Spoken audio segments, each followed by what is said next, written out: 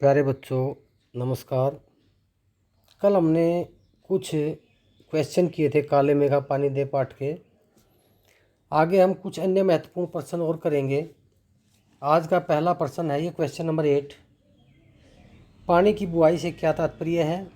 काले मेघा पानी दे पाठ के आधार पर स्पष्ट करें। ये क्वेश्चन है। यानी पानी, जी ने कहा कि पानी की फसल के लिए हमें बुआई करनी पड़ती है। पानी की बुआई यानी फसल की बुआई का क्या अर्थ है, ये क्वेश्चन है।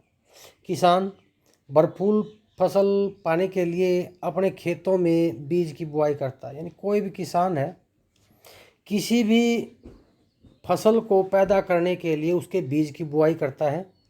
अधिक फसल पाने के लिए कुछ बीजों का त्याग भी करना पड़ता है। इसी प्रकार बादलों से बरसात पाने के लिए गांव के लोग अपने द्वारा संचित जल में से कुछ जल दान करते हैं। इसी को जल की बुआई कहते हैं। भले ही वैज्ञानिक दृष्टि से ये सत्य नहीं है, परंतु ग्रामीण लोगों की आस्था अभी भी बनी हुई है। अनेक बार ऐसा करने से वर्षा हुई भी है।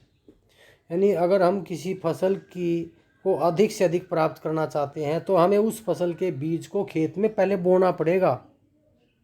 अगर हमने वर्षा रूपी फसल को उगाना है, वर्षा प्राप्त करनी है, तो हमें जल की बुआई करनी पड़ेगी।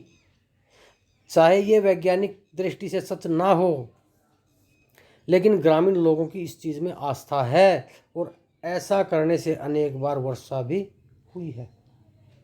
नेक्स्ट क्वेश्चन देखो।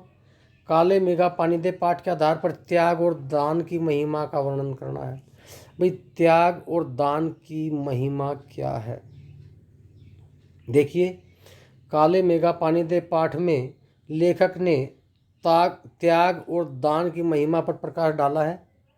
लेखक के अनुसार त्याग पूर्वक किया गया दान ही सच्चा दान है।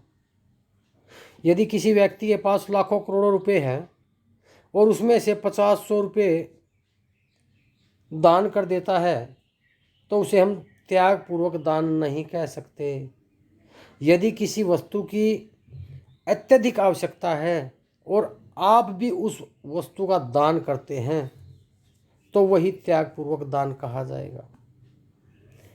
वस्तुतः स्वयं दुख उठाकर किया गया दान ही सच्चा दान कहलाता है। यानी आपके पास लाखों करोड़ों रुपए हैं और 150 रुपये आपने दान कर दिए, तो वो त्याग पूर्वक दान नहीं कहा जाएगा। त्याग पूर्वक दान वो होता है जो आपके पास बहुत कम है और उस बहुत कम में से भी आपने कुछ न कुछ दान किया है, वही त्याग पूर्वक दान कहलाएगा।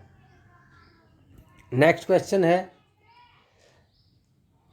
प्रस्तुत निबंध में जी ने मानव के किस आचरण को महत्व दिया है?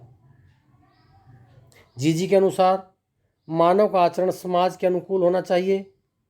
प्रत्येक व्यक्ति का आचरण मिलकर ही समाज का आचरण बन जाता है। जी के अनुसार मानव का आचरण समाज के अनुकूल होना चाहिए। प्रत्येक व्यक्ति का आचरण मिलकर ही समाज का आचरण बन जाता है। उसका कहना है कि जैसी प्रजा होती है वैसा ही राजा बनता है। अतः यदि सब लोग मिलकर त्यागपूर्वक जल का दान करेंगे तो इंद्र देवता अवश्य वर्षा करेंगे। नेक्स्ट क्वेश्चन है, लेखक ने वर्तमान भ्रष्टाचार के बारे में क्या विचार दिए हैं? आज के युग में भ्रष्टाचार की क्या स्थिति है, लेखक के अनुसार ये बताना है। लेखक समाज के वर्तमान आचरण से संतुष्ट नहीं है। उसका विचार है कि सभी लोग केवल मांगे ही प्रस्तुत करते हैं, लेकिन कोई त्याग करने को तैयार नहीं है। लोग दूसरों से भ्रष्टाचार की पोल खोल कर प्रसन्न होते हैं। यानी जो लोग हैं दूसरों के भ्रष्टाचार की पोल खोल कर प्रसन्न हो जाते हैं, लेकिन वे स्वयं समाज में व्याप्त भ्रष्टाचार के अंग बन चुके हैं। इसका दुष्परिणाम यह हुआ कि हम सबका जीवन भ्रष्टाचार से लिप्त हो चुका है। धन और संसाधनों की कमी नहीं है, लेकिन भ्रष्टाचार के कारण ये संसाधन गरीबों तक नहीं पहुंच पाते। यानी क्या कहा गया है कि हम समाज के लोग केवल अपनी मांगे प्रस्तुत करते हैं, हमारी ड्यूटीज क्या होती हैं उसके हमें कोई मतलब नहीं है। त्याग करने के लिए तैयार नहीं है। दूसरों के भ्रष्टाचार की पोल खोलकर हम खुश हो जाते हैं, लेकिन ये नहीं सोचते कि हम भी उस भ्रष्टाचार के अंग बन चुके हैं। और इसका दुष्परिणाम ये होता है कि हम सबका जीवन भ्रष्टाचार से लिप्त है। धन और संसाधनों की कमी नहीं है, लेकिन भ्रष्टाचार के कारण संसाधन गरीबों तक नहीं पहुंचे पाते। तो प्यारे बच्चों, आज ये 4 क्वेश्चन हैं। 4 के 4 क्वेश्चन आपने अपनी कॉपी में अच्छे से लिख करके याद करने हैं। धन्यवाद।